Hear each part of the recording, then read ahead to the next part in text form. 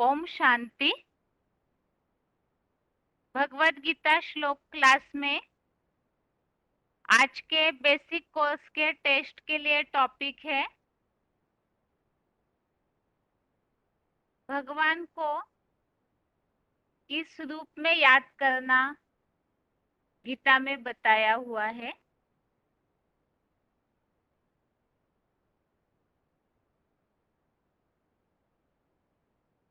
में गीता में उल्लेख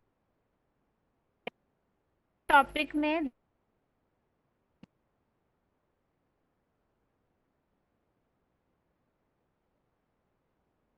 और टेस्ट के लिए पहला प्रश्न है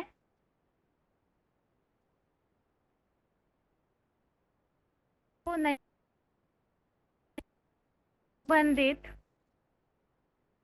हमने जो श्लोक देखे हैं कोई भी एक श्लोक बताइए। देवताएं भगवान को नहीं जानते हैं।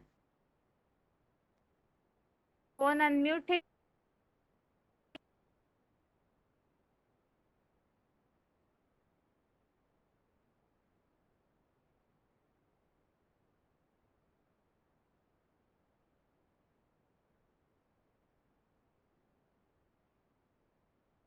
कौन अनम्यूट है किसी का?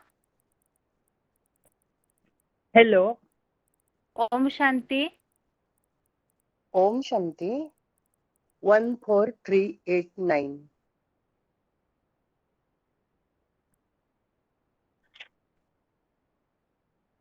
Hello hello hello. हाँ जी। हाँ, देवताएं और भगवान में जो अंतर है, इस टॉपिक में हमने देखा है कि देवताएं रचना है भगवान की, और देवताएं भी भगवान को नहीं जानते। इसके लिए हम 3 श्लोक देखेंगे। उसमें फर्स्ट है न मैं बिंदु सुरगणा प्रभुम न महर्षया अहम आदि ही देवाना महर्षिणांच सर्वशः न भगवान को जानते हैं। और दूसरा है सर्व एतत् ऋतुमन्ये यत्मा विदसी केशव नहीं ते भगवान व्यक्ति विदु देवान दानवः। जो लोग ब्रह्मा और विष्णु के शासक शिव बाबा जो मुझे कहते हो, यह सब कुछ सत्य मानता हूँ, क्योंकि हे भगवान, आपके हर चतुर्युग के आदि में हीरो पाठधारी बने व्यक्त और अव्यक्त मूर्ति महादेव भाव को न देवताएं और न दानव जानते हैं। मना यह व्यक्त और अव्यक्त दोनों स्थिति में बोला है। और सुदर्शः इदम रूपम दृष्टिवान आसीपत मम देव अपि अस्य रूपस्य नित्य दर्शनम काक्षणम। तो यह देवताएं भी भगवान के इस रूप को देखने के लिए अभिलाषी रहते हैं। माना देवताओं को भी भगवान को देखना अच्छा लगता है, इच्छा रखते हैं। तो माना ही भगवान और देवता अलग अलग हैं। ठीक है। ओम शांति। ओम शांति। अगला प्रश्न है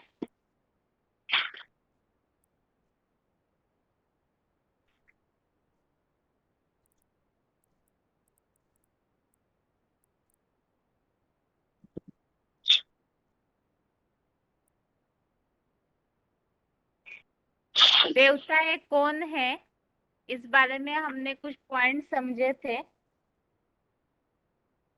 देवताएं और भगवान में अंतर बताने के लिए हमने देवताएं कौन है इसके बारे में कुछ पॉइंट समझे थे। तो उसे शॉर्ट में बताइए कि देवताओं की पहचान क्या दी जाएगी। फोन अनम्यूट है किसी का? फोन अनम्यूट है किसी का?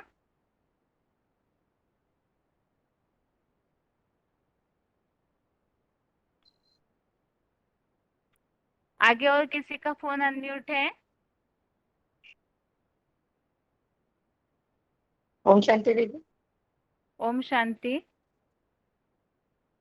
6305 नाती। हाँ जी। हाँ, देवताएं देवताएं को बहुवचन कहा गया है। भगवान को भगवतम नहीं कहा गया है, भगवान एक ही है। देवताएं जो थे वो 33 करोड़ देवताओं का गायन है। और सतयुग के आदि से लेकर कलयुग के अंत तक देव स्वभाव की आत्माएं रहती है, तो ऊपर से आती है और असुरों में आते आते देवता से असुर बन जाती है। और भगवान है जो गॉड इज वन है, भगवान कभी दो नहीं हो सकते हैं। भगवान जैसा और कोई भी नहीं हो सकता है, जैसा सत्यम शिवम सुंदरम भी कहा गया है। तो श्लोक भी बताओ कभी भी। बताइए। हाँ, तो जो देवता अंतवन्तु तो फलं तेषां भवति अल्पमेधातां देवान् देवयजो यान्ति मद्भक्ता यान्ति माम् अति। उन अल्प बुद्धि लोगों का तो वह मनमाना फल विनाशी फल होता है। और देव यदि मुझको न पाकर नंबरवार बने देवताओं को पाते हैं, तो मेरे भक्त मुझे मुझको ही पाते हैं। ठीक है माता जी। ठीक है दीदी। हाँ जी। और, एक पॉइंट बता सकती हूँ सगुण अगुण निर्गुण का। बताइए। सगुण और अगुण अर्थात निराकार में कोई भेद नहीं करना है। तो जो विधर्मी आत्माएं होगी वो यहाँ भी कृष्ण जन्म अंतर करेगी और वहां भी अंतर करेगी। वो भेद पैदा करने वाली आत्माएं है ना। हमारे भारतीय परंपरा में तो शुरू से ही यह माना गया है ना, सगुण अगुण नहीं कुछ भेदा वैरो है वे संभव भेदा। ये है निराकार, ये है निराकार, ये है साकार। ये बुद्धियों का काम है। और हम तो साकार में निराकार को याद करना है। हमारा तो प्रवृत्ति मार्ग है। निवृत्ति मार्ग वाले आत्माएं अलग करके अलग अलग करके देखेगी। प्रवृत्ति मार्ग वाले जो है वो साकार है। वो जो साकार है वही निराकार है, जो निराकार वही साकार है, को याद करेगी। ये आत्मा शरीर के बिगर और शरीर आत्मा के बिगर काम नहीं कर सकता है। ठीक है दीदी। ठीक है। ठीक है माता जी। ओम शांति। हाँ।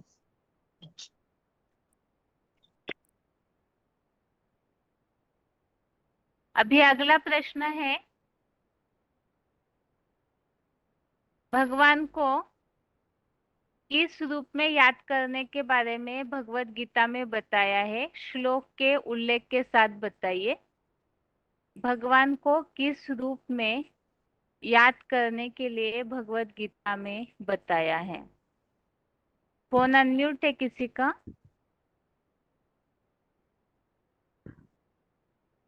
हाँ बहन जी, ओम शांति।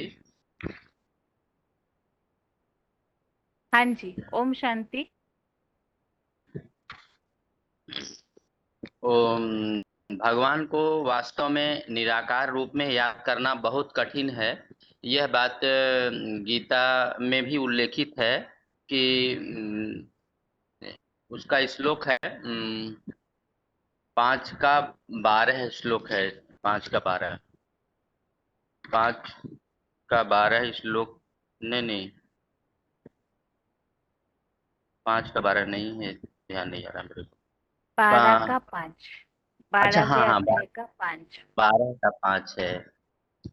12 के 5 में बताया गया है कि आप माने जो निराकार है उसको याद करने में बहुत कठिनाई अनुभव होती है। जो इस श्लोक में बताया गया है, क्लेशः अधिकतरः तेषाम् अव्यक्ता सक्त चेतसाम अव्यक्ता ही गति है दुखम देहवा विद्धि अवाप्यते। तो इसमें बताया गया है कि अव्यक्त निराकार सूक्ष्म अति सूक्ष्म अचिंत रूप में आसक्त हुए उन योगियों को कठिनाई अधिक है, क्योंकि देह अभिमानी विधर्मी विदेशी या अधर्मी सब धर्म पिताओं द्वारा देहांकार से निराकारी गति धर्म के धक्के खाकर बड़े परिश्रम से अथवा दुख पूर्वक प्राप्त होती है। मना इस श्लोक के कहने का भाव यही है कि साधारण मनुष्य धर्म पिताओं को भी जब बहुत दुख पूर्वक ये गति प्राप्त होती है, तो जो अन्य आत्माएं हैं उनको तो निराकार को याद करना अति दुख पूर्वक दुखदायी है। तो वास्तव में साकार में वो निराकार का जो स्वरूप है वो याद करने में सहज है। जैसा कि हम जन्म मरण के चक्र में आते आते अभ्यास ही पड़ा हुआ है देह को याद करने का। तो देह में माने साकार में उस निराकार को हम याद करेंगे तो वो सभी के लिए सहज है। इसीलिए ये बात जो है कि गीता में 12 के दूसरे श्लोक में भी इसका वर्णन आया हुआ है कि श्री भगवान उवाच है मयि आवेश्य मनो ये माम नित्ययुक्ता उपासते श्रद्धया परया उपेताः ते मे युक्ततमा मताः। माने जो अपने चंचल मन को अव्यभिचारी रूप से मुझ में स्थिर करके सदा योग युक्त हुए परम श्रद्धा से भरकर मुझ व्यक्तिगत अर्जुन के स्थायी रथ में शिव ज्योति को याद करता है। स्थायी रथ माने मुकर्रर रथ साकार स्वरूप में याद करते हैं। वो मेरे सिर चढ़े अष्टमूर्ति पुरुषोत्तम संगम युग में सब 16,108 योगियों में श्रेष्ठतम माने गए हैं। माने श्रीमद् भगवद गीता में भी भगवान ने इसका जिक्र किया कि उस साकार में निराकार को याद जो करता है वो श्रेष्ठ माने गए हैं। तो इस आधार से हम स्पष्ट कर सकते हैं कि साकार में निराकार को याद करना अति श्रेष्ठ है। ठीक है। हाँ बहन जी, ठीक है। ओम शांति। ओम शांति। अभी अगला प्रश्न है,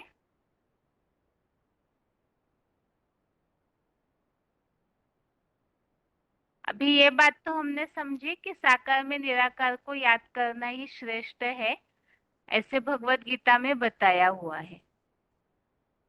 अब इसके अलावा जो निराकार को याद करते हैं उनके बारे में भगवत गीता में क्या बताया है, वो किस कारण से अनुचित है।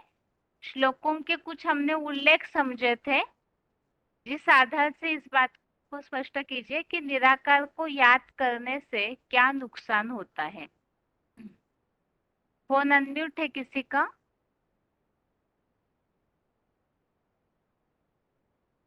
फोन अनम्यूट है किसी का? ओम शांति। हेलो, हाँ ओम ओम शांति देव जी। शांति। हाँ 2327। हाँ जी। हाँ 16/4 श्लोक में आया है नुकसान जो होता है निराकार को याद करने के बारे में।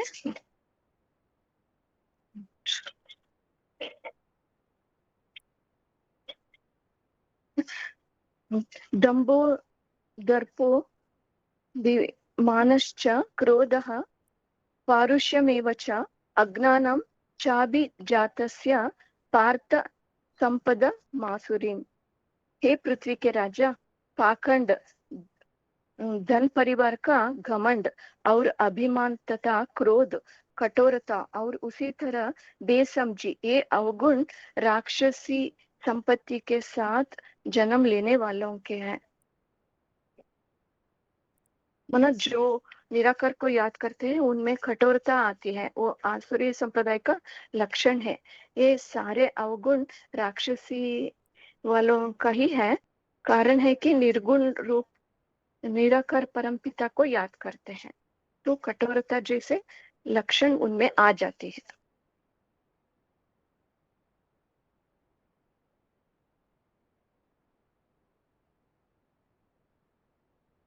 ठीक है माता जी। दूसरा प्रश्न है माता जी आपके लिए। जो देवताएं हैं वो भी 3 गुणों से प्रसारित होते हैं, इस संबंधी श्लोक बताइए।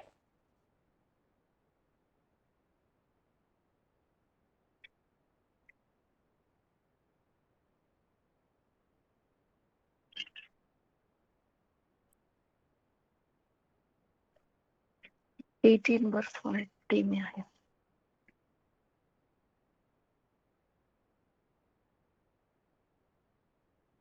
हेलो। हाँ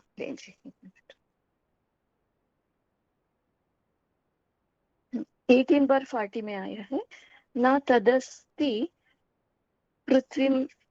पृथिव्यां व दिवि देवेषु वा पुनः सत्वं प्रकृति जैर्मुक्तं यदेभिः स्यात् त्रिभिर्गुणैः।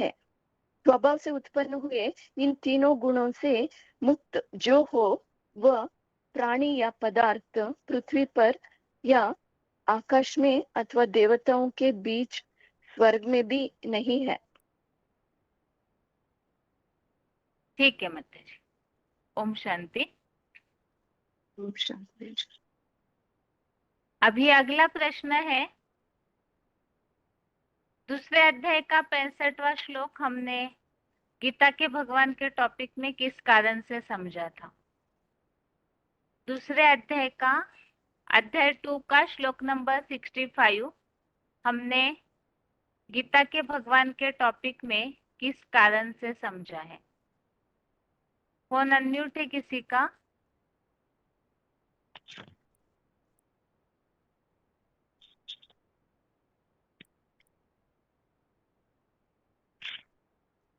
फोन अनम्यूट है किसी का जो डायलिंग नंबर से जुड़े हैं? आगे और किसी का फोन अनम्यूट किया है?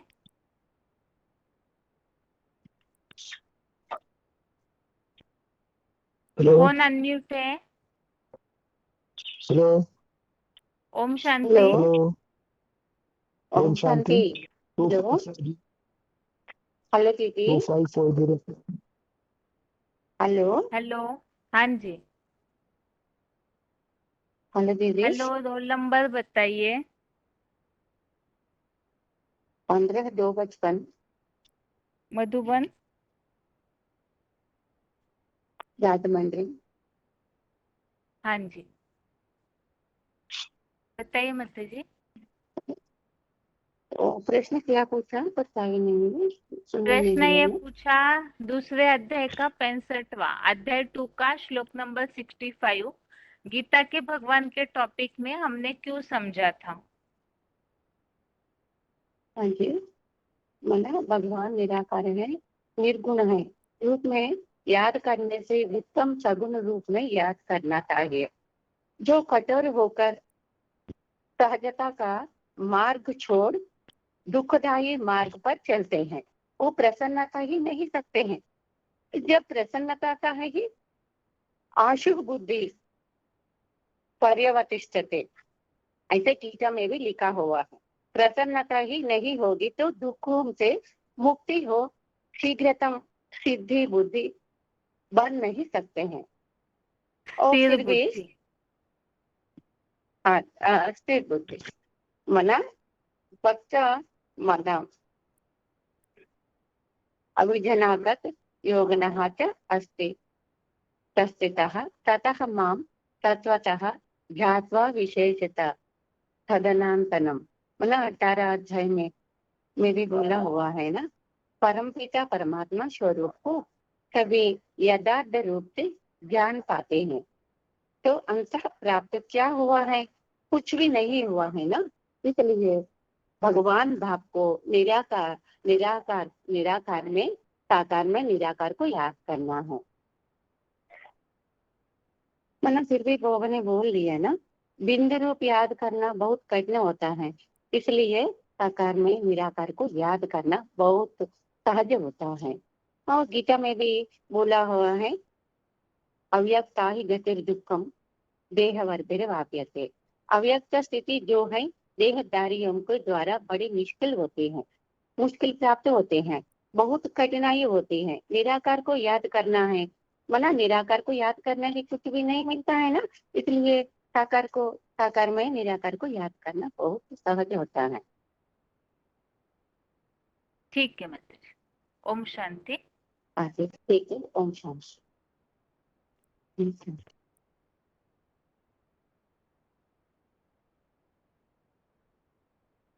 कल के टॉपिक संबंधित हमने कुछ पॉइंट समझे हैं, तो उसमें से कोई भी एक पॉइंट बताना है।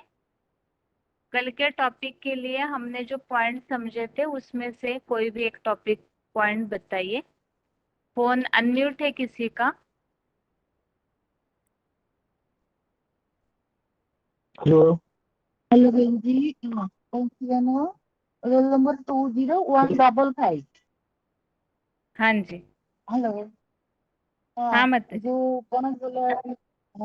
निराकार को याद करना सहज है और उत्तम होता है। और उनको निर्गुण वाले को याद करने से हमारा कौन क्षति प्रसन्न होता है वह स्थिर बुद्धि होता है नहीं, परंतु उत्तम सगुणों को याद करने से हमारा उत्तम भाव पड़ता है, प्रसन्नता होता है, बुद्धि शीघ्र स्थिर हो जाता है ना। इसीलिए हमको जो बीसीडी में भी कुछ पॉइंट आया है कि जो होते सगुण और निर्गुणों को भेद नहीं देखना है, क्योंकि विद्रोही में आत्मा तो ये भेद देखती है, क्योंकि ये निवृत्ति वाला होती है ना, तो इसीलिए ये गुण भेद देखती है। तो हमारा जो भारतीय संप्रदाय होती है, ये होते हैं प्रभुति वाद, तो इसीलिए ये दोनों को भेद नहीं देखते हैं। फिर जब भगवान आते हैं ना, सगुण में आता है वह साकार में आता है, ये बात समान बन जाता है और भगवान में आता है बच्चे को अच्छा बनाने के लिए।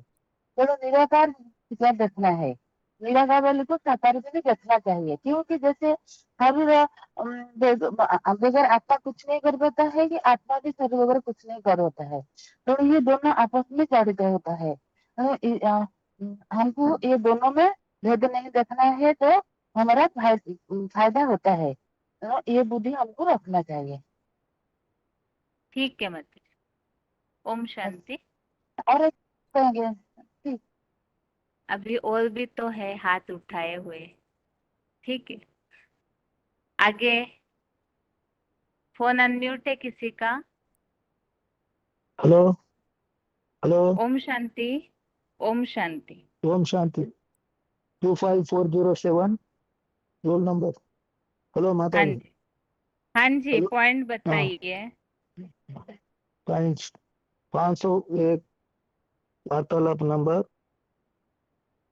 सगुण निर्गुण सगुण अगुण में निराकार में भेद नहीं करना चाहिए। जो अभी माता विधर्मी जी ने आत्मा यही है। पॉइंट हेलो हेलो, माता जी ने अभी यही नहीं पॉइंट बता बताया आपको। अभी माता जी ने इसी पॉइंट को बताया, आप कोई और पॉइंट बताइए दूसरा। निराकार को याद करना कठिन है। एक निराकार को साकार में याद करना आसानी होती है। मुकर्रर से करने से याद निरंतर होते। खाली बंधु को याद करने से निरंतर याद नहीं सकते हैं। हमें 63 जन्म में आत्माओं का बिंदु को जानते नहीं है, उनको याद करने का अभ्यास भी होते नहीं है। आत्मा तो हम ज्योतिर्बिंदु आत्मा को जानते हैं, जो भी निरंतर याद नहीं होते हैं। क्यों? 63 जन्म में साकार को याद करने का अभ्यास पड़ा है। बच्चा का जन्म लेते हैं, माँ से पक्का होते हैं, बड़ा होते हैं, बाहर भले बाहर खेलने जाते हैं, मित्र संबंधियों से याद पक्की जाते हैं, स्कूल में जाते हैं, टीचर से बुद्धि छिप जाते हैं। ऐसा ऐसा अटैचमेंट हो जाता है। बड़ा होता है, नौकरी धंधा डोरी करते हैं, धंधा डोरी वाला याद आना पड़ता है। शादी होती है, पत्नी याद पड़ती है। बच्ची पैदा होते हैं, बच्चियां याद आना पड़ता है। एक एक में टिकने की बात आया नहीं है। ट्रांसफर वगैरह याद आते रही, वो भी साकार याद है। जन्म जन्मांतर साकार याद किया है, इसीलिए बाप हमको तरीका बताए हैं। बच्चे क्या करो, साकार में निराकार को याद करो। अनेकों का सर्वव्यापी नहीं, मैं एक ही मुकर्रर रथ द्वारा प्रत्यक्ष होता हूँ। हेलो एक को प्राप्त करने से हाँ ओम शांति माता जी। अभी आपने जो पढ़ा बस हेलो। एक वाक्य में अभी तक आपने जो पॉइंट पढ़ा है ना, उसे एक वाक्य में हाँ, बताइए, आप किस टॉपिक पर ये बात बता रहे हैं। एक को याद करना है। आकार में निराकार को एक को याद करे तो तुम्हारा प्राप्ति होता है। ठीक है, ओम शांति। हाँ ओम शांति माता। अभी आगे और किसी का फोन अनम्यूट किया हुआ है? कल जो गीता के भगवान का टॉपिक हमने समझा है, उसे सार में बताइए कि उसमें हमने मुख्य बात क्या समझी है। कल गीता के भगवान का जो टॉपिक हमने समझा, उसे सार में बताइए, मुख्य बात उसमें हमने क्या क्या समझी है। फोन अनम्यूट है किसी का?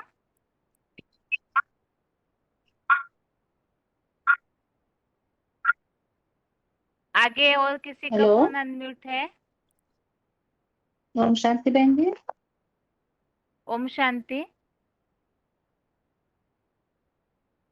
हाँ, रोल 5494 नंबर? Roll number. हाँ जी, 5494। ठीक है माता जी, बताइए।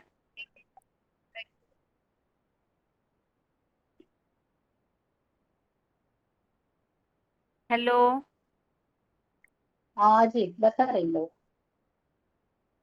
ना ये माना ये इस भगवान को निराकार रूप में याद करना भी ठीक नहीं है, और सिर्फ साकार में याद करना भी ठीक नहीं है। माना सगुण रूप में याद करने को श्रेष्ठ योग माना गया। माना श्लोक में भी बताया ना, 12 अध्याय में 5वां श्लोक में भी बताया, देहधारी के लिए निराकार स्थिति पाना दुखदायक है। और 12 अध्याय में दूसरे श्लोक में भी बताया, सगुण रूप में याद करने को श्रेष्ठ योग माना गया। माना भगवान भगवान को सगुण रूप में माना, साकार में निराकार को याद करना ही ठीक है। और याद तो छोटेपन से माना, जब जन्म लेते हैं तब से याद तो माँ को याद करते हैं, बाद में स्कूल में जाने से दोस्तों का याद आती है, बाद में टीचर का याद, स्कूल में जाने से टीचर का याद आती है। ऐसे ये याद ट्रांसफर होते जाते हैं। और फिर भी अभी पहले तो हमको बिंदु आत्मा बिंदु करके पता नहीं चला। याद करने का आदि भी नहीं है ना, अभ्यास भी नहीं है। मैं जानने के बाद भी इतना याद करना ही पाती है। लेकिन ना निराकार को, सिर्फ निराकार को याद करना बहुत मुश्किल कठिन हो जाती है। इसलिए सभा बोलते हैं ना, साकार में निराकार को याद करना है। और बाबा अता राज्य में पाठ्य श्लोक में भी बताया, जो कर्म सहज है वह दोषयुक्त होने पर भी अवश्य करना चाहिए, क्योंकि दोष तो सभी असहज एवं कठिन कार्यों में भी है। अर्थात सगुण रूप में सहज पूर्वक याद करना नहीं त्यागना चाहिए। इसके लिए बताया 16 अध्याय में 7 श्लोक में, असुरी स्वभाव वाले पुरुष क्या करना चाहिए और क्या नहीं करना चाहिए, इस ज्ञान को नहीं जानते, इसलिए ना पवित्र रह पाते हैं, ना श्रेष्ठ आचरण कर पाते हैं, और ना सच को जान पाते हैं। इससे यह सिद्ध होता है कि 16 कलाओं में बांधायमान गलत साकार चित्र श्री कृष्ण रूप चरित्र चंद्र से योग लगाने से, या फिर केवल कलातीत निर्गुण रूप में योग लगाने से कोई भी चरित्रवान नहीं बन सकता करके बताया, उसका सार बताया। बल्कि और भी अधिक क्रूर निर्दयी और कठोर हो जाते हैं। मैंने इसके लिए भी 16 अध्याय में 4वां श्लोक में बताया। माना कठोरता ये गुण अवगुण है ना, ये तो असुरी का लक्षण है करके बताया। ये कठोर होकर के सहजता का मार्ग छोड़ दुखदायी मार्ग पर चलते हैं, वे प्रसन्न ही हो ही नहीं सकते। मैंने इसके लिए 2 अध्याय में 65 श्लोक में बताया प्रसन्नता के लिए। मैंने प्रसन्न नहीं होंगे तो दुखों से मुक्त हो शीघ्रतम फिर में बुद्धि बन नहीं सकते। और ना ही अप्रसन्न आत्मा। आताराजा में 55 श्लोक में बताया, परमपिता परमात्मा स्वरूप को कभी यथार्थ रूप से जान पाते थे वो, तो अंततः प्राप्त क्या हुआ? कुछ भी नहीं। परमपिता ठीक है। परमात्मा शिव शंकर के सच्चे स्वरूप शिवलिंग को ना जानने के कारण ही समाचार के दुख उत्पन्न हुए और उसका निवारण ना मिलने से ही दुर्गति हुई है। माता जी बस जो टॉपिक सर्वप्रथम पूछा था वो हो। हाँ माता जी आप रुक जाइए। हाँ वंशा।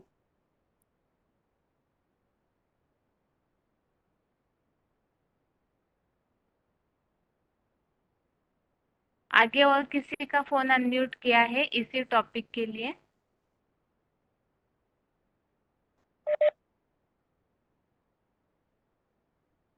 ओम शांति दीदी। ओम शांति। Roll number 10089। हाँ जी।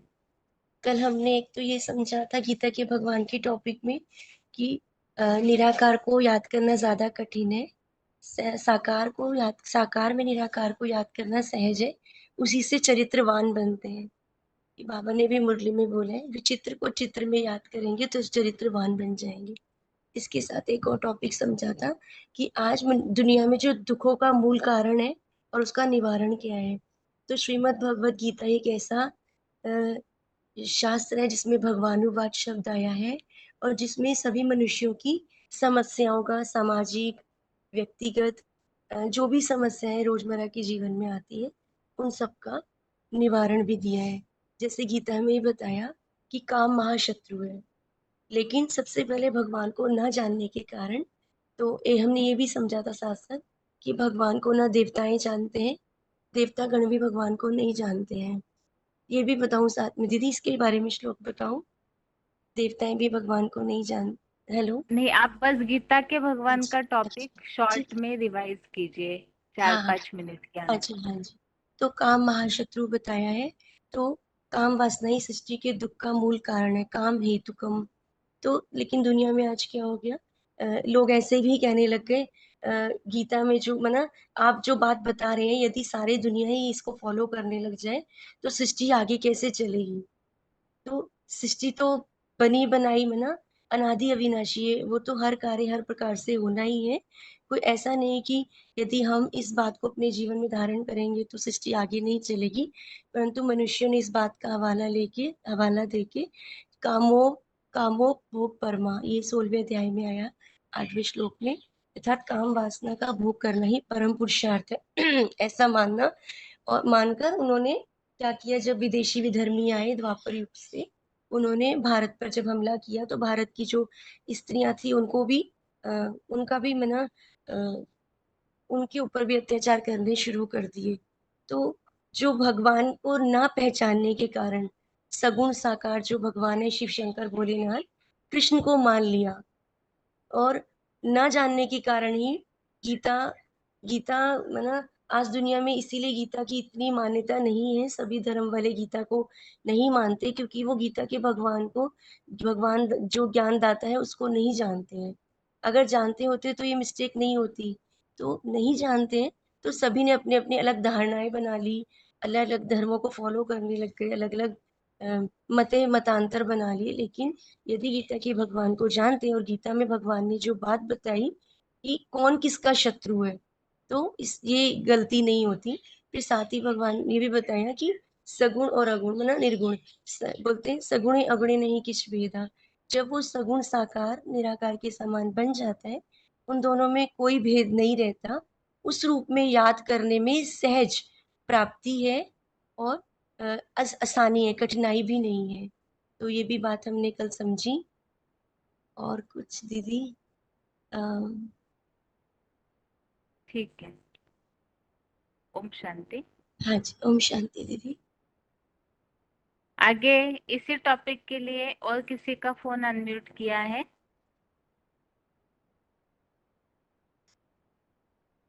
हेलो, ओम शांति दीदी। ओम शांति। रोल नंबर 88,322, हाँ जी। चंडीगढ़ मधुबन। हाँ जी हाँ जी। दीदी, हमें कल के टॉपिक में हमने ये पढ़ा कि जो निराकार भगवान है उसको याद करना बहुत कठिन है, क्योंकि निराकार की उपासना कैसे करेंगे? निराकार को तो याद ही नहीं कर सकते। निराकार को मतलब याद करना निरंतर याद नहीं है, सहज याद नहीं होती। निराकार को याद करने से मतलब क्रूर और कठोर हो जाते हैं निराकार को याद करने वाले। लेकिन हमें साकार में निराकार को याद करना है, क्योंकि साकार की याद है जो वो हमें जन्म जन्मांतर की पड़ी हुई है। बात बोले 63 जन्मों से हमें साकार को ही याद करके आए हैं, तो हम साकार को याद करना हमें सहज है। इसलिए हमें साकार में निराकार को याद करना है। उसी से हमारी याद निरंतर होगी और सही होगी। प्रसन्नता आएगी, प्रसन्नता आएगी तो हमें प्राप्ति भी होगी, ठीक है? हम स्थिर बुद्धि बन सकते हैं। इसलिए बाबा ने बोला है साकार में निराकार को याद करना है। तो जी मैंने तो इसे शॉर्ट में बताया। हाँ ठीक है माता जी। बाकी आप ये बताइए, इसके पहले हमने किस कारण से इस टॉपिक को समझना शुरू किया था? इसके पहले क्या टॉपिक समझा था हमने जिस कारण से हमने याद का टॉपिक समझा है? कि मतलब गीता का भगवान निराकार कृष्ण निराकार को मानते थे, लेकिन अभी साकार को मानने लगे हैं, कृष्ण को मानने लगे हैं। लेकिन उनको ये नहीं पता कि वो साकार कौन है। कृष्ण ना होके वो परमपिता परमात्मा शिव जिस मुकर्रर रथ में आते हैं, अर्जुन के रथ में, वो मतलब उसको हमें जानना है, क्योंकि वो लोगों को नहीं मालूम है कि वो कौन है। उनके लिए भ्रम है लोगों में, इसलिए। ठीक है माता जी। इसके अलावा ये भी समझे थे ना कि जो विधर्मियों निराकार की यथार्थ परिभाषा नहीं जानते हैं, तो इस कारण से भी गलतफहमी निर्माण हुई उनके अंदर, ये भी कारण था। ठीक है माता जी। ओम शांति। ओम शांति। अभी दूसरा प्रश्न, सर्व आत्माओं का पिता कौन? इस टॉपिक में भी हमने कल बातें समझी है। देवता और भगवान में क्या अंतर है? तो कल जो भी बातें समझी है उसे सार में बताना है। फोन अनम्यूट है किसी का?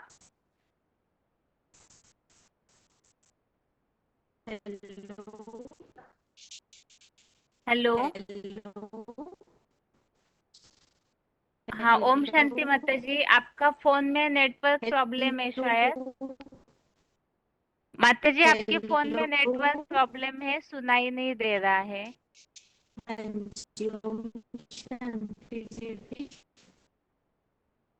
माता जी आप कहीं ऐसे जगह खड़े रहिए जो आपको नेटवर्क प्रॉब्लम न हो। दोबारा अनम्यूट करती हूँ आपको किसी एक लोगों के बाद। आगे और किसी का फोन अनम्यूट किया है?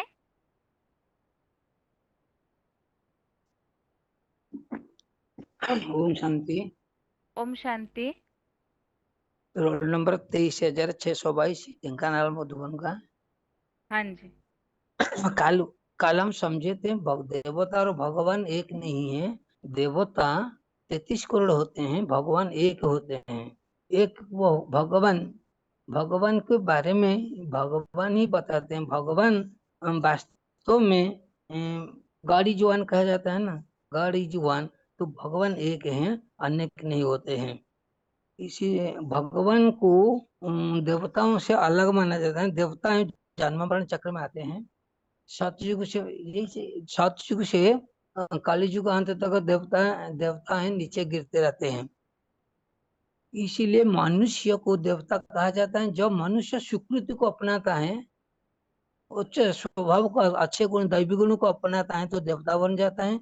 और मनुष्य जब खराब गुण को अपनाता है, नीचे गिरता है, तो उसको राक्षस कहा जाता है। लेकिन भगवान कभी नीचे गिरने वाले नहीं है, उनको अच्युत कहा जाते हैं। वो कभी नीचे गिरने वाला नहीं, इसलिए भगवान अलग हैं और देवता अलग हैं। देवताएं 3 गुण से प्रसार होते हैं, इसीलिए कहा गया है ना, 2 भूत सर्गे लोक अस्मिन देव दैव आसुर एवच देव विस्तार सब प्रोक्तम आसुरं पार्थमे सुन। भगवान ने अर्जुन को बताया कि दैवी गुण तो सुना अभी मेरे से, आसुरी गुण सुने, इसीलिए एक आ जाता है और एक श्लोक है, ते तं भूत्वा स्वर्गलोकं विशाल क्षीणे पुण्य मर्त्य लोकं विशन्ति एवं तै धर्म अनुप्रपन्ना गतागतं काम कामलवन्ते। वे बने वही देवता है, त्रैविद्या ज्ञाता ब्रह्मवश्च उस 2500 वर्ष विशाल उत्तरायणी स्वर्गलोक को भोग कर पुरुषोत्तम संगम शूटिंग कृत यज्ञ सेवा के पुण्य क्षीण होने पर 2500 वर्ष के दीर्घतम द्वैतवादी द्वापर कलियुगी नर निर्मित नारकीय मृत्युलोक में अपने दुष्कर्म से ही प्रवेश पाते हैं। ऐसे ब्राह्मण जो देवता क्षत्रिय तो तीन विधाओं के अनुकरण करता पुरुषोत्तम संगम में भूत भविष्य संबंधी काम्य कामना को लाभ सत्य सनातन धर्म को ही पाते हैं। इसीलिए देवता तीनों गुणों से पसार होते हैं, भगवान तीनों गुणों से परे हैं। जो भगवान को याद करते हैं वो भगवान को पाते हैं, जो देवताओं को याद करते हैं वो देवताओं को पाते हैं। और जो अल्प बुद्धि वाला मनमाना फल संगम शूटिंग प्रमाण अल्पकालीन विनाशी है, वे इसी देवताओं को याद करते हैं। और लेकिन भगवान से हमें 21 जन्म के लिए अथाह सुख शांति का वर्षा मिलता है, और जिसके आधार से बाकी 63 जन्मों का सुख भी निश्चित किया जाता है। इसीलिए जो जिसको याद करता है वो उसको प्राप्त करता है। जानती देव प्रता देवान पितृन जानती पितृप्रता भूतानि जानती भूतेज्या मज्जाजीनम अपीमंग जानती मज्जाजीनम अपीमंग। इसीलिए देवता और भगवान में अंतर होता है। ठीक, ओम शांति। ओम शांति। आगे फोन अनम्यूट है। हेलो, ओम शांति। हाँ जी, ओम शांति दीदी। दीदी सर्व आत्माओं के पिता एक है में जो टॉपिक है उसमें कल का टॉपिक था भगवान एक ही है, भगवान जैसा कोई नहीं होता, इसीलिए भगवान को कहते हैं ईश्वर अल्लाह तेरो नाम, गॉड इज वन, सबका मालिक एक है। यदि हम देवताओं को भगवान माने तो भगवान तो देवताएं 33 करोड़ देवताएं गाए जाते हैं। देवताओं को देवता इसलिए कहते हैं क्योंकि वो देवताई स्वभाव के कारण देवता बनते हैं। सतयुग से कलयुग अंत तक देवताएं नीचे उतरते रहते हैं परम धाम से। देवताएं जब देवताई स्वभाव से नीचे गिरते हैं, असुरों के संग के रंग में आते हैं, तो देवता से असुर राक्षस बन जाते हैं। तो गीता के 9वें अध्याय के 25वें श्लोक में आया हुआ है, जानती देवव्रता देवान पितर जानती पितरव्रता भूतानी जानती भूतेज्या जानती मदजीना जानती अपिमा। देवताओं के भक्त देवताओं को, पितरों के भक्त पितरों को, भूत प्रेतों के पुजारी भूत प्रेतों को, और मेरी प्रति यज्ञ सेवा करने वाले मेरे को ही पाते हैं। तो इससे भी हम कह सकते हैं कि भगवान एक ही है। देवता भी भगवान को नहीं जानते क्योंकि देवताएं भी जो है वो भी भगवान के दर्शनों के लिए ललायत रहते हैं। जैसे 11 के 52 नंबर श्लोक में है, सुदुदर्शम इदम रूपम दृष्टवान असि जत मम देवा अपि अस्या रूपस्य नित्यम दर्शन कांक्षिना।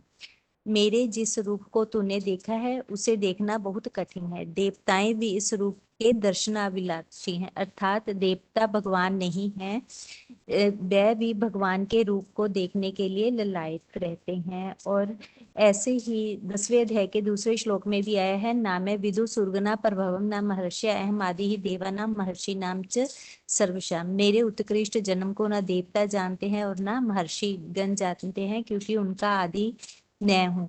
जैसे बच्चे पिता के बारे में पूरी जानकारी जीवन कहानी नहीं बता सकते, वैसे ही पिता क्योंकि बच्चे जो है वो पिता की रचना है, तो देवताएं भी भगवान का परिचय नहीं बता सकते क्योंकि भगवान की रचना ही देवता है। जो देवताएं होते हैं वो दिव्य गुण धारण करने वाले होते हैं। देवताएं सतयुग में आत्म अभिमानी और द्वापर कलयुग में आकर के देह अभिमानी बनते हैं। ईश्वरीय मत पर चलने से हम देवता और मनुष्य मत पर चलने से हम असुर बनते हैं। 21 जन्म सतयुग त्रेता में हम देवता बनते हैं और द्वापर कलयुग के 63 जन्म हम मनुष्य बनते हैं। तो जो देवताएं हैं वो स्वर्गीय सुखों को भोग कर ही द्वापर कलयुग में आकर मनुष्य योनियों में जन्म लेते हैं। जब दूसरे दूसरे धर्म पिताओं के संग में द्वापर युग से आते हैं तो उनके संग के रंग के कारण हम मनुष्य बनते जाते हैं और मनुष्य से कलयुग अंत में आकर के आसुरी गुण धारण करके शूद्र बन जाते हैं। अच्छे कर्म करने पर मनुष्य देवता बनते हैं और नीच कर्म करने से ही हम राक्षस बनते हैं। फिर ये भी कहा जाता है कि देवताएं जो हैं वो सचखंड में रहते थे, फिर वो सचखंड जो था पाताल लोक में चला गया। पर जहाँ पे हमें भगवान बाप आकर बताते हैं कि जब हम दिव्य गुणों की धारणाओं से गिरते हैं तो हम अपने आप को नरक में वास किया हुआ मानते हैं और हम नरकवासी बन जाते हैं। क्योंकि गीता के 9वें अध्याय के 21 नंबर श्लोक में है, तेतम भुक्त्वा स्वरलोकम विशाले शने पुण्य मृत्यु लोकम विनश्यति एवं त्रिधर्मम अनुपरपन्ना गता गतम काम कामा लव्यन्ते। वे देवताएं जो विशाल स्वर्ग लोक को भोग कर पुण्यों के क्षीण होने पर मृत्यु लोक में प्रवेश करते हैं, ऐसे 3 धर्मों का अनुकरण करते हुए भूत भविष्य की कामनाओं को पाते हैं।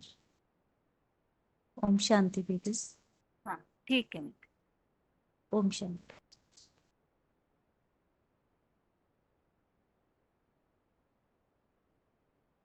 अभी अगला प्रश्न ये है, जो गीता के आधार से समस्या और समाधान, ये टॉपिक हमने कल समझा था कि वास्तव में आज का संसार दुखी होने का मुख्य कारण क्या है।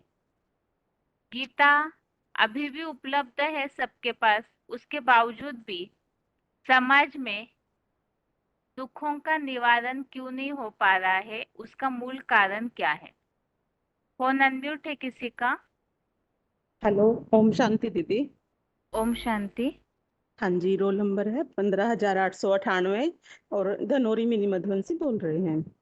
तो इसमें ये आएगा, जो आज गीता सबके पास होते हुए भी और गीता को सब पढ़ते हुए भी, जबकि गीता में सब समस्याओं का समाधान भी दिया गया है, फिर भी उनके दुखों का निवारण नहीं हो रहा है।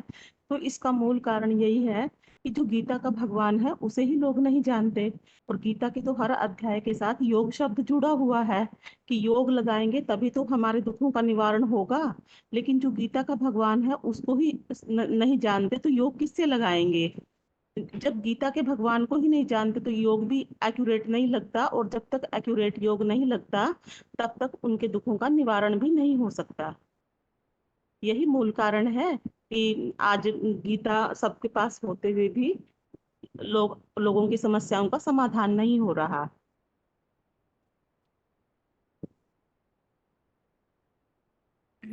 कल हमने कुछ और बातें भी समझी थी माता जी। हाँ जी, फिर इसके बाद ये भी कहेंगे ना, जो गीता का भगवान है उसे अगर निराकार रूप में याद करेंगे तो निराकार को याद करना तो बहुत कठिन है।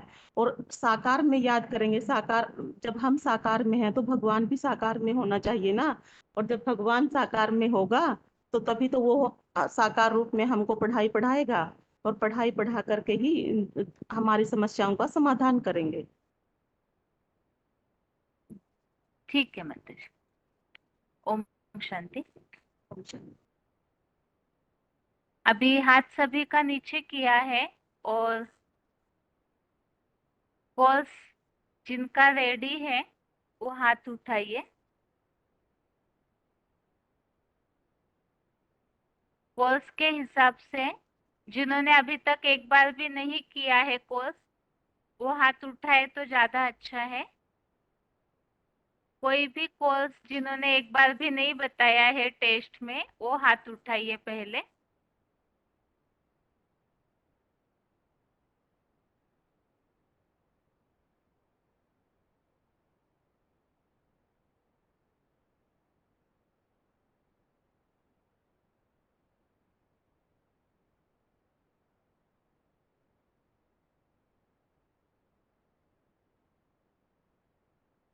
फोन अनम्यूट है किसी का?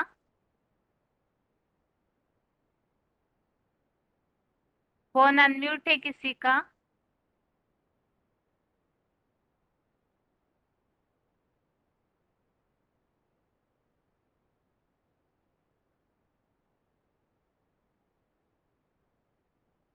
फोन अनम्यूट है किसी का?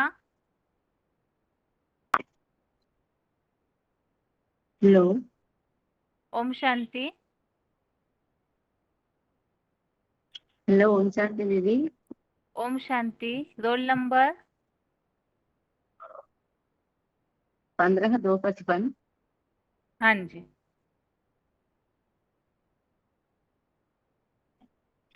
हाँ जी, एक बात पूछिए। प्रश्न एक बार पूछिए दीदी। माता जी, इसके पहले ही ये बताया जा चुका है हर बेसिक कोर्स के लास्ट में। जिन्होंने श्लोकों के आधार हाँ से कोर्स रेडी किया है, अभी तक कोर्स की रिवीजन जहाँ तक हुई है, तो कोई भी एक कोर्स हाँ रेडी जी करने बोला था, 3 लोक का या सृष्टि चक्र या तो 84 लाख योनियों का। कोई भी एक कोर्स हाँ जी। रेडी जिन्होंने किया है तो उनका कोर्स सुनते हैं हर टेस्ट के बाद लास्ट में। अगर आपका कोर्स रेडी किया हुआ है तो ठीक है, नहीं तो अगली बार आप बताइए।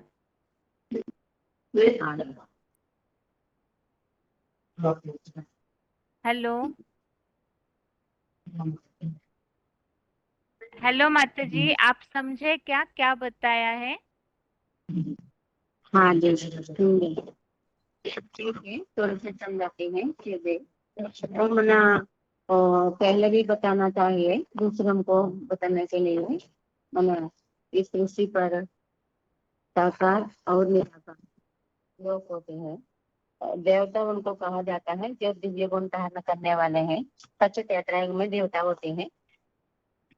और फिर द्वापर कलयुग के देह अभिमान होने के कारण ईश्वरीय मत से नहीं होते हैं। भगवान बाप आकर के बताते हैं।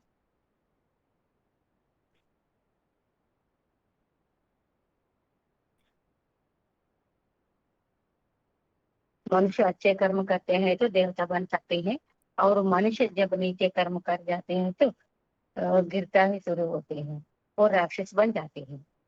इसी दुनिया के साथ है, कोई ऊपर स्वर्ग होने की बात है ही नहीं, और नीचे कोई पाताल लोक में राक्षस नहीं हो सकते हैं। यहाँ नीचे और ऊंची स्टेज की बात है।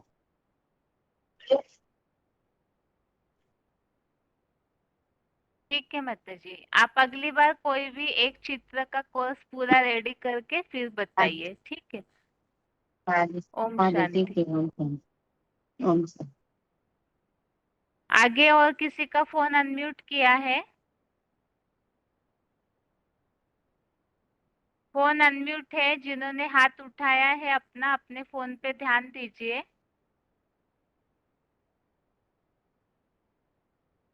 फोन अनम्यूट है किसी का?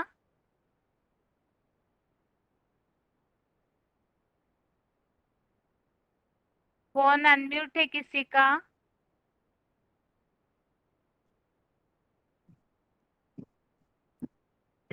आगे और किसी का फोन अनम्यूट है? ओम शांति दीदी। ओम शांति। दीदी मैं 3 लोग का बता चुकी हूँ, और दूसरे बता सकती हूँ तो? हाँ बताइए माता जी। ये पता भगवान मला 3 गुणों का है ना, अजन्मा कर्ता भोक्ता, वो बताती है। ठीक है माता जी। परमात्मा शिव के 3 गुण है ना, जो अजन्मा कर्ता भोक्ता। तो उसमें जो भोक्ता अजन्मा जो है, जो साकार रूप में है, वो शंकर है। शास्त्रों में माता पिता भी दिखाते हैं, और उनके लिए के रूप में भी वही शंकर को माना जाता है। जो शिव का साकार स्वरूप बनता है, वो वही गीता का भगवान है। अमरनाथ के रूप में भी उनका गायन है। वो अनादि है, अनंत है। महादेव शंकर के लिए शास्त्रों में भी आया है। और दूसरा गुण है अभोक्ता, अर्थात कुछ भोगना नहीं, कुछ भोगते नहीं है, जन्म मरण के चक्र से परे है, तो वो अभोक्ता ही है। लेकिन परम पिता शिव साकार में आते हैं, वे भी अभोक्ता है, जो पाप पुण्य से परे है। तो पाप का निमित्त है काम विकार। तो सर्वसाधारण मनुष्य को कंट्रोल करना ही मुश्किल है। कामदेव को भस्म करने वाला वो अव्वल नंबर महादेव शंकर को ही दिखाया गया है। वो कैसे, तो उसकी याद दिखाई गई शिवलिंग, शिवलिंग की पूजा। इस तरह अपरम पिता शिव शंकर के द्वारा अभोक्ता है। और तीसरा गुण है अकर्ता। और तो इस अभोक्तापन के गुण से ही पिता परमात्मा अब एक गुण सिद्ध हो जाता है, वो अकर्ता है। भोक्तापने से ही परे है तो कर्तापने से भी परे है। कर्म करते हुए भी कर्म करने वाला अकर्ता कहा जाता है। कर्मों की गुह्य गति को जानने के कारण वो सदैव अकर्ता कहलाता है। उसके समान बना हुआ जो साकार स्वरूप है वो हर कर्म निष्काम रूप से करता है, जिसके लिए चौथे का 20वां श्लोक में बताया गया है। जो सहयोग से प्राप्ति से संतुष्ट रहने वाला है वो निष्काम कर्म करता है। तो निष्काम कर्म करना माना किसी भी कर्म में फल की इच्छा न करना। साकार स्वरूप का ही मुख्य गुण है कि कर्मों के प्रति समभाव, जिसके लिए 18 का 10वां श्लोक में आया है। त्यागी स्वाति स्वभाव का जो बुद्धिमान आसक्ति से परे कर्म देश में नहीं, उसका कोई प्रमाण नहीं। कर्म करते हुए भी वो कर्म बंधन से परे है। और 18 का 17वां अध्याय में भी बोला है, यत्न अहंकृतो भाव बुद्धि यस्य हो, जिसका अहंकार भाव नहीं है, बुद्धि लिप्त नहीं होती है, वो मारकर भी नहीं मरता, न बंधायमान होता है। ऐसा एक ही देवता है जो सारे सृष्टि का संहार करता होते हुए भी पाप से परे है। ये कार्य है शंकर का ही, तो कृष्ण का नहीं है। यही प्रमाण है परम पिता शिव के अपने साकार स्वरूप द्वारा अकर्तापन का साबित करने का, कर्मों में संभाव रखने का। विश्वान कथा भी साबित करती है। ज्ञान सागर द्वारा जब जिंदा रूपी विष निकलता है तो कोई विष को पीने का तैयार नहीं होते हैं। एक शंकर ही विष पीने को तैयार होते हो, कर्मबंधन से परे है। देवासुर भी भयभीत हो गए हैं, केवल शिव ने ही शंकर द्वारा लाल विष को कलंकीधर रूप में ग्रहण किया है। ठीक है दीदी? ठीक है माता जी। ओम शांति।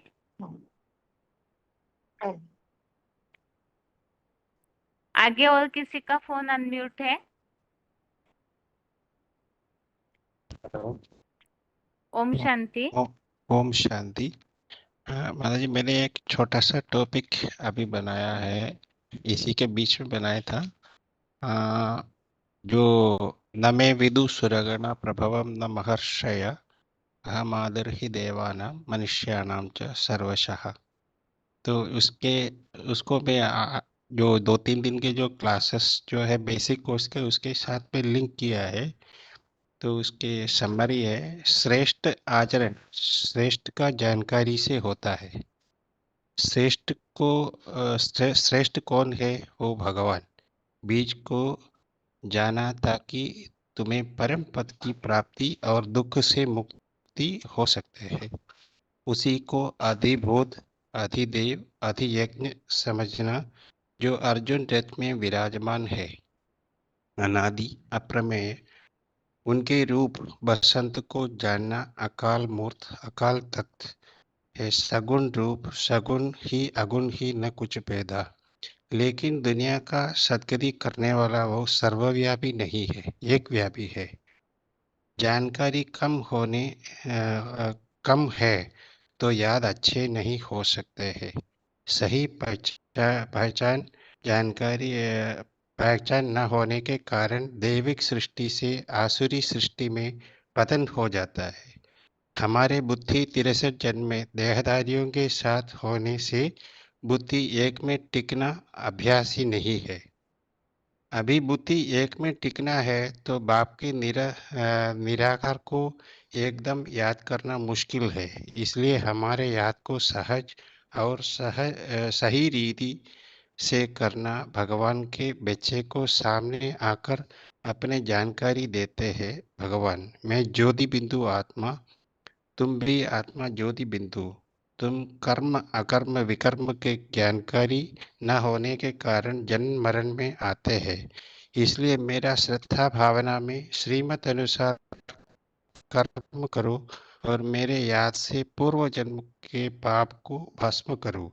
जो मेरे साकार में आया है वो सहज रूप जो निराकार को याद धर्म पिताए जो परम धाम से आते हैं वही कर सकते हैं। मनुष्य विकारी है, श्रेष्ठ 16 कला संपूर्ण। और पहला बच्चा सतयुग की है। सतयुग का है। वो भी काल के गाल में आते हैं, नीचे गिरते हैं, इसलिए देहधारियों को याद करना भी सहज नहीं है। वो आसुरीपन में पहुंचते हैं तो सहज याद और योग साकार में निराकार की याद करने से तुम आत्मा अपने आप को उद्धार कर सकते हैं और दूसरों को भी कर सकते हैं। तो सहज और निरंतर याद भी हो सकता है। ओम शांति। ठीक, ओम शांति। आगे और किसी का फोन अनम्यूट है? ओम शांति। ओम शांति। आज मेरा टॉपिक है भगवत गीता में जो अलग अलग योनियों में, जो पाप योनियों के लिए बोले बोले ना, बोले कि 84 लाख योनियों में मनुष्य अपने पाप कर्मों के लिए घूमते रहते हैं। तो गीता में इसके लिए क्या आया है? तो मनुष्य जो पाप कर्म करते हैं उसका रिजल्ट गीता में 84 लाख योनियों के बाद कभी भी नहीं आया। तो इसके लिए 9 का 32 में श्लोक आया है कि मामी पार्थ व्यपस्थित जे अपिस्तु पापयोनयः स्त्रियः वेश्याः तथा शूद्रः ते अपि यान्ति परम गतिम्। इसका मतलब ये है कि इसमें ये बात आया है कि पाप योनि जो भी इस तरह से कर्म करते हैं, पूर्व जन्म के कर्म के रिजल्ट अनुसार स्त्री, वेश्या या शूद्र जैसा पाप योनियों को भोगते हैं, तो उन्हें पाप योनियों में जन्म मिलता है। तो जो पाप योनि वाले मेरा आश्रय लेकर श्रेष्ठ कर्म से इस जन्म में जो श्रेष्ठ कर्म करते हैं मेरा आश्रय लेकर, इस जन्म में विष्णु लोक के परम गति को पाते हैं। तो मनुष्य को दंड भोगने के लिए मनुष्य योनि में ही वैरायटी कैटेगरी का जन्म मिलता है। जैसे गीता में आया है चातुर्वर्ण्यं मया सृष्टं, अर्थात मनुष्य अपने गुणों और कर्मों के अनुसार 4 वर्णों में बांटा हुआ है। विधि के विधान में मनुष्य को पाप भोगने के लिए 4 प्रकार कैटेगरी बने हुए हैं। ऐसे तो देखा जाए भगवान किसी के पाप पुण्य को नहीं लेते, तो ये प्रकृतिकृत ड्रामा ऐसा बना हुआ है, अपने पाप कर्म के दंड के रूप में ऐसे योनियों में ऐसे दंड के रूप में मिल जाता है। तो भगवान कहते हैं कि मैं आता हूँ तो माता कन्याओं जो होते हैं ना, उनके हाथ में उनके द्वारा ही स्वर्ग का गेट खोलता हूँ। तो यहाँ स्त्री के लिए पाप योनि क्यों कहा गया है? शिव बाबा तो माता कन्या की तरह स्वर्ग का गेट खोलते हैं। तो जो भी स्त्री, वेश्या या शूद्र है, ये सब पराधीन रहने वाले हैं। और बोला जाता है कि पराधीन सपनों सुख नहीं। पर सबको बहुत जो स्त्री, वेश्या या शूद्र होते हैं, आजकल के जमाने के लिए बोला गया है। आजकल के जो वेश्या होते हैं और जो शूद्र कैटेगरी के लोग होते हैं, वो बहुत ही दुखी होते हैं, मतलब पर के अधीन में रहते हैं। तो इसके लिए बोला गया है। तो पाप योनि कोई जानवर योनि नहीं बताया, उनका कैटेगरी बताया। मैंने जानवर जोने के लिए यहाँ कोई भी बात नहीं बताया। गीता में ऐसा कोई जानवर जोने के लिए कोई श्लोक भी नहीं आया। तो पाप के दंड के लिए भिखारी बनने के पाप के दंड के भोगने के लिए मनुष्य को भिखारी बन के सृष्टि चक्र में अधम गति को पाते हैं। गीता में ऐसा बताया है। 16 के 18 में बताया, अहंकारं बलं दर्पं कामं क्रोधं च संसिता ममात्मा परदेहसु तत्विसंतः अभ्युसूयकः। माने पाप योनि वाले असुर जैसे भिखारी बन जाते हैं, नीचे गिर जाते हैं। आसुरी किन्हें कहा जाता है? जो जो ऊर्जा से विद्वेष करते हैं, निंदक हैं, जो अहंकार, बल, घमंड, काम, क्रोध के आश्रय लेते हैं। जैसे कि जब भगवान आए हुए हैं, अभी जो मैंने ज्ञान योग की जो ऊर्जा सिखा रहे हैं उसको समझ नहीं पाते, तो वो निंदक बन जाते हैं। तो वो क्या करते हैं, समझ ना पाने के कारण वो अधम गति को पाते हैं। जैसे कि द्वापर से जो जो अलग अलग धर्म पिताएं आते हैं, जो भी अलग धर्म वाले आते हैं, पर जो अहंकारी हैं, काम क्रोधी के आश्रय मनुष्य वो आसुरी योनि की कैटेगरी वाले हैं। तो एक श्लोक आया है 16 के 19 में, तानहं द्वेषतः पुराण संसारेषु नराधमान् स्थेपामि अजस्तम अशुभान आसुरीषु एवं योनिषु। जो द्वेष करते हैं भगवान से, भगवान जब आते हैं जो साकार में पाठ बजाते हैं, उनसे जो द्वेष करते हैं उनको क्या करते हैं, वो सदाकाल भूत प्रेत आदि के आसुरी योनियों में उसको फेंक देते हैं भगवान। माने मनुष्यों के सारे बुरे गुणों को आसुरी के रूप में दिखाया गया है। सारे जो बुरे गुण हैं वो आसुरी योनि माने आसुरी गुण वाले हो जाते हैं। अवगुण से असुर राक्षस रूप में बोलते हैं। जिनके गुण अच्छे होते हैं उन्हें देवता बोला गया है। तो जो पाप करते हैं वो 5 विकारों में बंधे हुए हैं। ऐसे जो द्वेष करने वाले हैं, जो अपने अपने कमियों में भरपूर भरपूर है, ऐसे क्रूर मनुष्य में सबसे जो महापापी है ना, वो संसार चक्र में सदाकाल भूत प्रेतों की आसुरी योनि में जन्म लेते हैं। माने वो भगवान को ना मानने वाले वो क्या करते हैं, वो आसुरी योनि में जन्म लेते हैं। ऐसे ही गीता में स्त्री, वेश्या, शूद्र और आसुरी योनियों के बारे में बात आई है। कहीं भी जो मनुष्य है वो अलग अलग योनि माने कोई पशु योनि के लिए कोई भी श्लोक नहीं आया है। ओम शांति। ठीक है माता।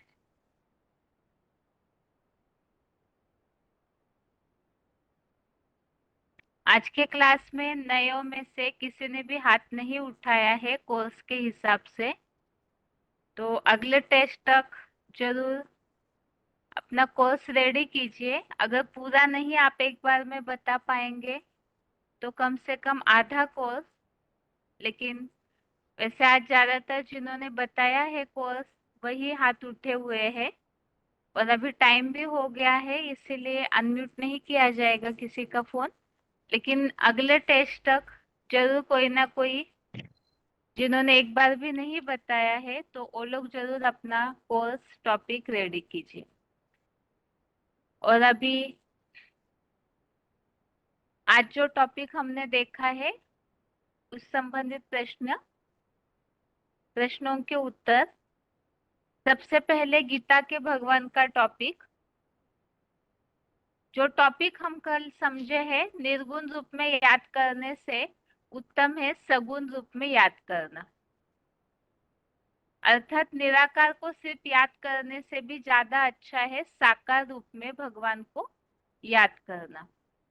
तो इस टॉपिक को हमने इसलिए समझा है, जैसे पिछले हफ्ते 2 हफ्ते से बात चल रही थी कि गीता के भगवान के टॉपिक में अलग अलग धर्म निर्माण होने का कारण, जो निराकारवादी उपासक थे उन्होंने अलग अलग धर्म निर्माण किए, जो भी उन्होंने शक्ति भरी थी भगवान से उस आधार से।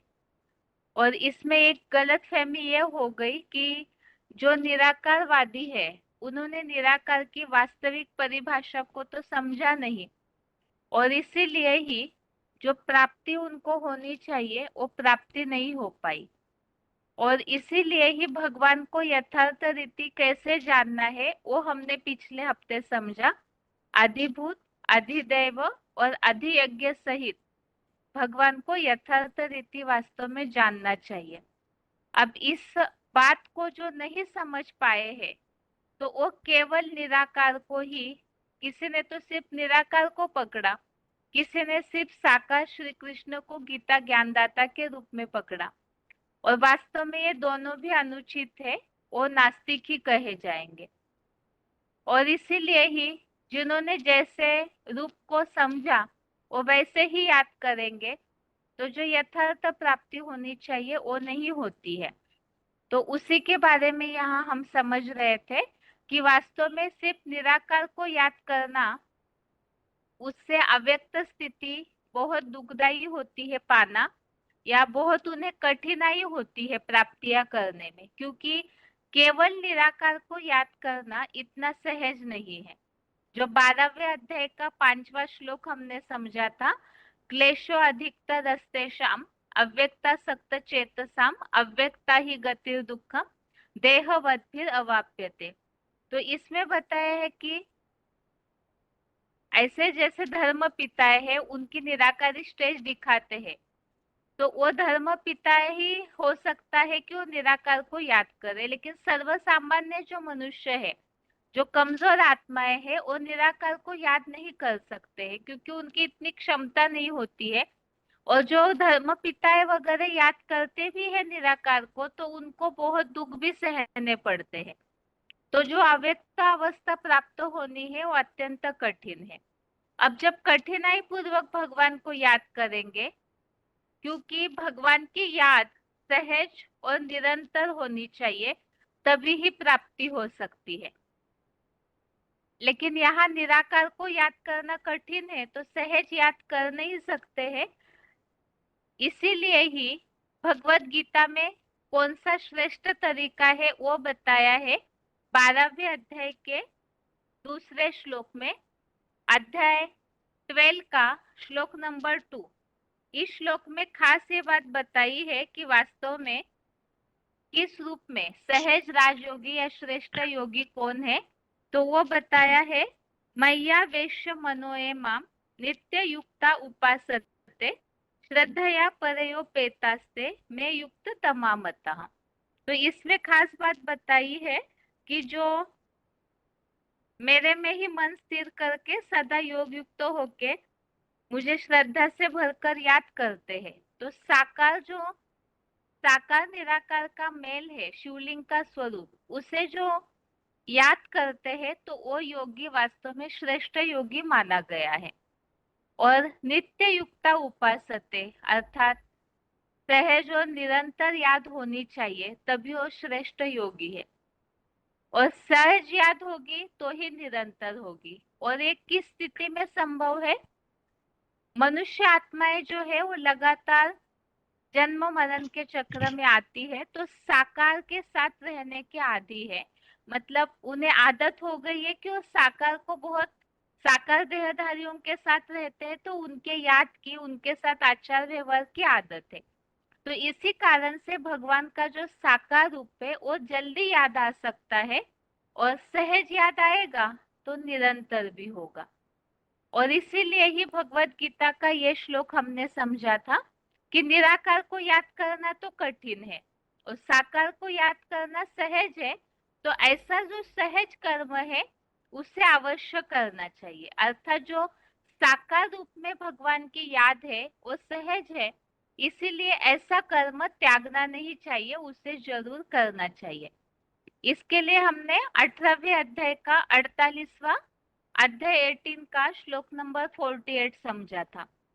सहजम कर्म कौन्तेय सदोषम अपि न त्यजेत, अर्थात ऐसा कर्म त्यागना नहीं चाहिए।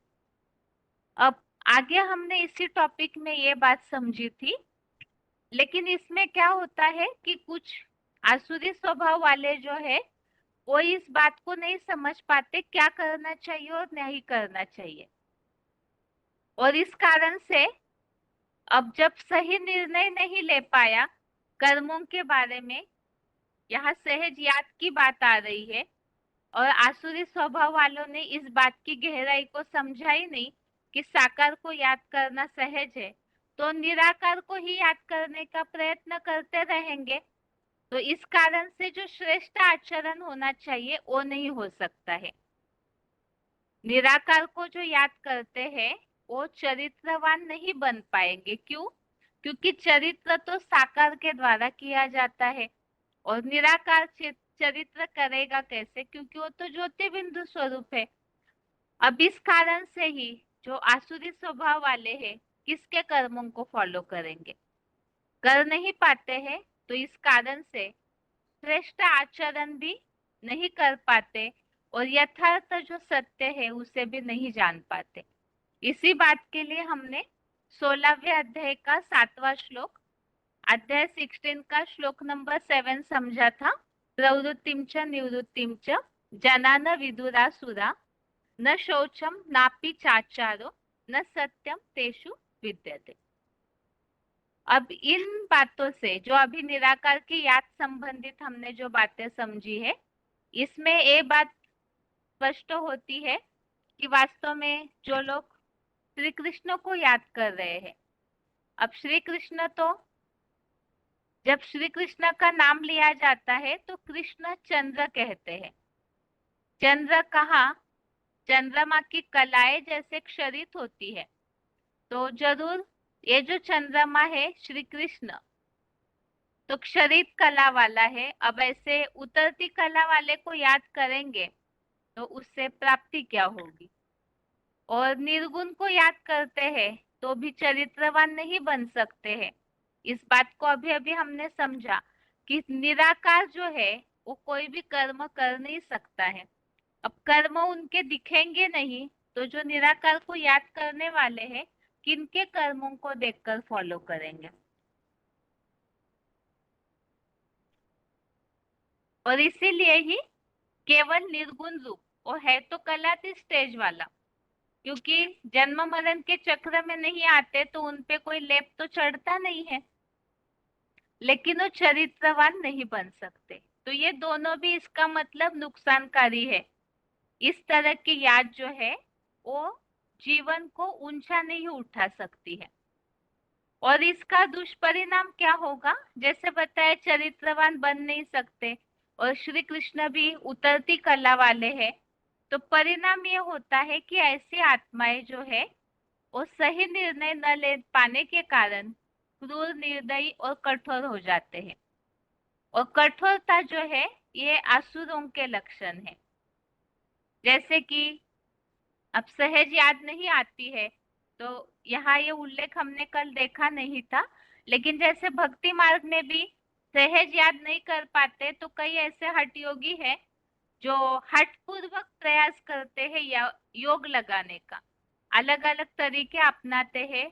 जैसे एक टांग पर खड़े रहना, आग में अपने आप को जलाने की कोशिश करना, ताकि ऐसा शरीर को कष्ट देते हैं ताकि भगवान से बुद्धि जुड़े, श्वास प्रश्वास की प्रक्रियाओं को रोकना, इस तरह से। तो ये सारे वास्तव में भगवत गीता के अनुसार आसुरी लक्षण है। ऐसे और भी काफी सारे श्लोक 18वें अध्याय में आए हैं जो हमने पहले भी देखे थे, जिनमें इन बातों का उल्लेख है कि जो शरीर को कष्टदायी करने वाली तपस्याएं है वो वास्तव में ये कठोरता, ये तामसी त्याग भी कहलाता है। ऐसे कर्म तामसी कर्म कहलाए जाएंगे। ऐसी तपस्या तामसी तपस्या है, और ये तो आसुरी लोग करते हैं, जो यहाँ 16वें अध्याय का 4था श्लोक हमने समझा था, जिसमें कठोरता ये आसुरी लक्षण है ऐसे बताया हुआ है। अब ऐसे कठोर मार्ग पर जो चलेंगे, अर्थात निराकार को हठ पूर्वक जो याद करते हैं, तो उसके लिए अपने आप को कष्ट देते हैं, तो हठ पूर्वक याद करेंगे, शरीर को दुख होता रहेगा, तो उसका परिणाम ये होता है कि ऐसी आत्माएं प्रसन्न मतलब खुश नहीं रह सकती है। और जब खुश नहीं रहे, मन में कहीं ना कहीं उसका लेप चढ़ा हुआ है उस कष्ट का, तो उसके कारण बुद्धि यथार्थ रीति जो स्थिर होनी चाहिए वो नहीं हो पाएगी। जिसके लिए भगवत गीता में जो 65वां श्लोक हमने देखा दूसरे अध्याय का, प्रसन्न चेतसो याशु बुद्धि पर्यवतिष्ठते, तो इस श्लोक में तो आया है कि अगर प्रसन्न नहीं होते हैं तो दुखों से मुक्त हो शीघ्रतम स्थिर बुद्धि नहीं बन सकते, क्योंकि जो प्रसन्न चित्त वाला है वही स्थिर बुद्धि होता है। जिसे सब कुछ मिल गया है तो उसको कुछ इच्छाएं तो रहेगी नहीं, तो खुश रहेगा। लेकिन जो दुख दे रहे हैं अपने शरीर को, योग लगाने का कष्ट कर रहे हैं, तो ऐसी जो आत्माएं हैं वो स्थिर बुद्धि नहीं हो सकती है। अब जब स्थिर बुद्धि नहीं हुए, योगी मतलब स्थिर बुद्धि, और स्थिर बुद्धि हुए ही नहीं है, तो जो योग से प्राप्ति की अनुभूति होनी चाहिए या भगवान से जिस तरह योग युक्त होने से अनुभूतियां होनी चाहिए वो भी नहीं होगी। तो भगवान के यथार्थ रूप को इस कारण से जान भी नहीं पाएंगे, क्योंकि जब खुश नहीं रहेंगे तो स्थिर नहीं होंगे, स्थिर बुद्धि नहीं होंगे तो भगवान से जैसे योग जुड़ना चाहिए वो जुड़ेगा नहीं, तो भगवान को यथार्थ रीति जान नहीं पाते। जो 18वें अध्याय का 55 नंबर, अध्याय 18 का श्लोक नंबर 55 हमने समझा था।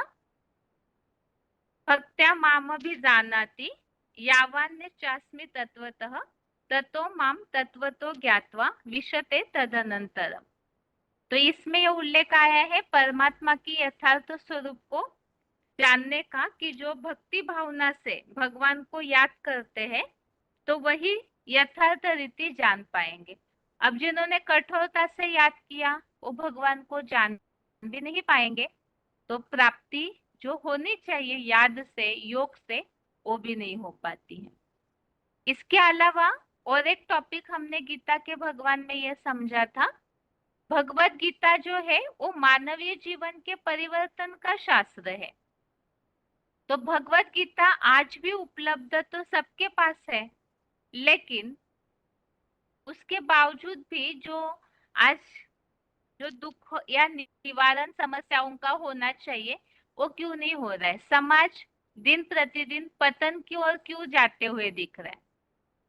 ज्यादातर ऐसे होता है कि हम किसी को भी गीता के बारे में महत्व समझाएंगे कि भगवत गीता तो बहुत अच्छा शास्त्र है, उसमें मानव जीवन के लिए फायदेमंद बातें बताई हुई है, तो पहला प्रश्न यही आएगा कि ऐसे तो दिखने में नहीं आ रहा है कि समाज पे कोई भगवत गीता का प्रभाव हो।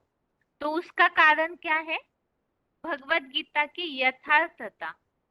जो भगवत गीता में खास श्रीमत दी हुई है भगवान ने, उसे मनुष्यों ने यथार्थ रीति समझा नहीं, तो फॉलो नहीं किया। और इसका मूल कारण क्या है?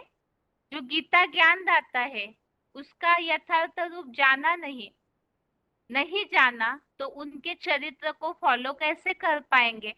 यदि इस बात के महत्व को समझे तब तो फॉलो करेंगे, और फॉलो करेंगे तभी दुखों का निवारण भी हो सकता है।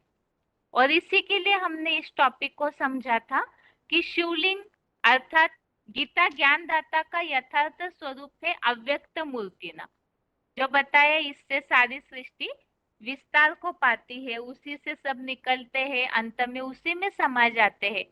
तो वो वास्तव में सारी सृष्टि का जो माता धाता पितामह बताया है, उन्हें जाना नहीं, तो माता पिता को न जानने के कारण ही दुखों में सृष्टि फंसी हुई है। और दूसरा कारण क्या बताया? तो भगवत गीता में जो विशेष श्रीमत दी है, भक्तों ने यह समझा कि दुर्योधन दुशासनों को मारने के लिए बताया है। वास्तव में भगवत गीता में तो कहीं भी पहले अध्याय में अर्जुन जहाँ दुख मना रहा है वहां केवल दुर्योधन दुशासन भीष्म पितामह द्रोणाचार्य के नाम आए हैं, लेकिन अगले सारे अध्यायों में ईर्ष्या, द्वेष, राग, द्वेष, काम, क्रोध, लोभ, ये सब नरक के द्वार है, इन्हें त्यागो, इनको छोड़ दो, यही बातें बताई हुई है। इसका मतलब दुश्मन अपने अंदर बैठा हुआ है, तो उस महाशत्रु को मारने के लिए बताया। लेकिन आज के समाज ने इस बात को सही रीति से समझा नहीं, तो कामोपभोग परमा, काम वासना को भोगना ही परम पुरुषार्थ समझा है। इसमें एक गलतफहमी और भी हमने समझी थी, जो ये थी कि आज के समाज में एक तो ये समझा जाता है कि सृष्टि कैसे चलेगी, और दूसरी बात है श्री कृष्ण के चरित्र को गलतफहमी के रूप में उठाया गया है। तो इस कारण से ही वो ये सोचते हैं कि यही वास्तव में संसार का सार है, इसी का ही वास्तव में अनुसरण होना चाहिए। और इसका परिणाम यह है कि उसे मर्यादाओं का उल्लंघन करके उपयोग किया जाता है, और इसी कारण से सृष्टि और भी पतन के गर्त में जा रही है। तो इसीलिए ही सही बातें न समझने के कारण दुखों का समाधान जो मिलना चाहिए वो न होके और समाज की दुर्गति हो रही है। और इसके अलावा ये तो गीता के भगवान का टॉपिक हमने समझा था, और रिवीजन के टॉपिक में ये बात हम समझ रहे थे कि वास्तव में शिव का नाम लेने से ही भक्ति मार्ग में शंकर को समझ लिया जाता है। वास्तव में शिव भगवान है और शंकर देवता है, तो देवताएं और भगवान वास्तव में एक नहीं है, इसे समझना बहुत जरूरी है। क्योंकि अगर भगवान को नहीं समझेंगे तो प्राप्ति जो भगवान से होनी चाहिए वो नहीं होगी। और इसके लिए हमने जो 7वें अध्याय का 23 और 9वें अध्याय का 25वां श्लोक समझा था कि देवताओं के भक्त अलग है और भगवान के भक्त अलग है। इससे यह स्पष्ट है कि जरूर देवताएं अलग है और भगवान अलग है। और देवताएं जो है वो भगवान को नहीं जानते हैं। जैसे कि कोई बच्चे अपने पिता के पूरी जीवन कहानी को नहीं जान पाएंगे, इसी तरह देवताएं, महर्षि, ऋषि, साधु, सन्यासी ये भगवान की रचना है। तो इसीलिए ही भगवत गीता में जो 10वें अध्याय का 2 और 10वें अध्याय का 14वां अध्याय 10 का श्लोक नंबर 2 और श्लोक नंबर 14 इसमें स्पष्ट उल्लेख है कि देवताएं भगवान को नहीं जानते हैं और देवताएं भी भगवान के रूप के अभिलाषी अर्थात भगवान को देखना चाहते हैं। तो देवताएं जरूर भगवान से अलग है, तभी तो भगवान के रूप को देखना चाहते हैं। जो 11वें अध्याय का 52वां अध्याय 11 का श्लोक नंबर 52 हमने समझा था। तो ये बात तो स्पष्ट हो गई श्लोकों से कि देवताएं भगवान से अलग है, भगवान एक होते हैं और देवताएं अनेक है। भगवान एक ही होता है, इसलिए गॉड इज ट्रूथ कहा जाता है। भगवान ये शब्द कभी बहुवचन में उपयोग कोई भी नहीं करते हैं। और दूसरी बात है, फिर प्रश्न आता है कि देवताएं कौन है। तो वास्तव में देवताएं जो है वो सतयुग त्रेतायुग में देवताएं होते हैं, वही नीचे गिर के फिर मनुष्य बन जाते हैं और वो 3 गुणों से प्रसारित होते हैं, जबकि भगवान जो है वो 3 गुणों से प्रसारित नहीं होते, वो कलातीत है। तो इन बातों से ये बात स्पष्ट हो जाती है कि देवताएं अलग है और भगवान अलग है। ये तो रिवीजन का टॉपिक हमने समझा और 5 मिनट के लिए आप सभी लाइन में जरूर जुड़े रहिए। ऑनलाइन प्रोग्राम संबंधित अनाउंसमेंट है, तो उसके लिए नंबर नोट कर लीजिए आप। इसीलिए 5 मिनट के लिए आप सभी जुड़े रहिए। और जो ऐप द्वारा जुड़े हुए हैं तो उनके लिए स्क्रीन शेयर किया जाएगा अभी, तो स्क्रीन में भी आप डिटेल देख सकते हैं। अनाउंसमेंट इस प्रकार है, जैसे हर बार हम संदेश देने का प्रोग्राम कोई ना कोई अवसर पर रखते हैं, तो इसी प्रकार से अभी गुरु पूर्णिमा इसी महीने में है 21 जुलाई को। गुरु पूर्णिमा का महत्व तो सभी जानते हैं भारतवर्ष में कि ज्यादातर सभी जो भी टीचर्स है या दुनिया में जिन्होंने अपने गुरु बनाए हैं दुखों से मुक्ति शांति के लिए, तो वो उन गुरुओं को महत्व देते हैं जो भी शिक्षा के लिए निमित्त है। तो भक्ति मार्गीय लोग अपने तरीके से इसी आधार से महत्व देते हैं। लेकिन वास्तविकता गुरु सदगुरु कौन है, वास्तविक सदगति दाता कौन है? लोग तो आज भक्ति मार्ग में इस तरह फंसे हैं कि थोड़ा सा कोई अल्पकाल की कुछ प्राप्ति करा दे तो उसी में ही सब कुछ मान लेते हैं। वास्तव में सदगुरु वो है जो पूरे अनेक जन्मों का कल्याण करे और जीवन में रहते रहते सुख शांति प्रदान करे। तो इस तरह से महत्व बता करके आप जो भी आपके परिचय वाले हैं उन्हें इस प्रोग्राम में जुड़ने के लिए थोड़ा सा प्रेरित कीजिए। मुख्य बात तो है आपके मधुबनों में भी ये प्रोग्राम रखा हुआ होगा, तो आप उसका डिटेल अपने मधुबन से कनेक्शन करके जान लीजिए। बाकी जो लोग मधुबन तक नहीं जाना चाहते हैं तो उन्हें आप इस ऑनलाइन प्रोग्राम में जोड़ सकते हैं। और प्रोग्राम में लिंक जो है हर बार की तरह जो 98 वाला फोन नंबर है उस फोन नंबर से आप ले सकते हैं व्हाट्सएप मैसेज के द्वारा 9891370007। इस नंबर से आप डिटेल ले सकते हैं और लिंक भी ले सकते हैं, और इसके स्टेटस पर भी इसका डिटेल दिया हुआ है। अभी नंबर नोट कर लीजिए। और इस बार का प्रोग्राम जो है वो केवल 2 ही भाषाओं के लिए है, एक तो हिंदी के लिए, दूसरा अंग्रेजी के लिए।